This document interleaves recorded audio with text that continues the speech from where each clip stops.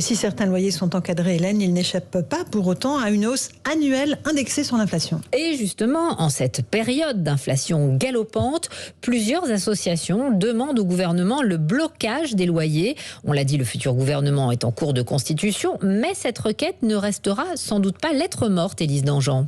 Oui, Bercy se dit ouvert à toutes les propositions qui permettront de préserver le pouvoir d'achat des Français. La demande de gel des loyers va donc être étudiée et c'est une nécessité pour François Rodriguez de l'association de consommateurs CLCV. Là, on a une hausse de 2,48%, donc quelque chose qui n'avait jamais été constaté depuis 2009. Donc de fait, oui, nous demandons à ce qu'il y ait d'une part un gel des loyers et qu'il y ait en parallèle une réflexion sur les modalités de mise en œuvre de cette révision des loyers et réfléchir sur la nécessité de concevoir un nouvel indice, ne plus forcément se caler sur la hausse des prix. Mais l'idée est loin de faire l'unanimité. Trop c'est trop, clame Christophe Demerson, président de l'Union nationale des propriétaires immobiliers. La suppression de la taxe d'habitation a produit les effets qu'on avait malheureusement prédits.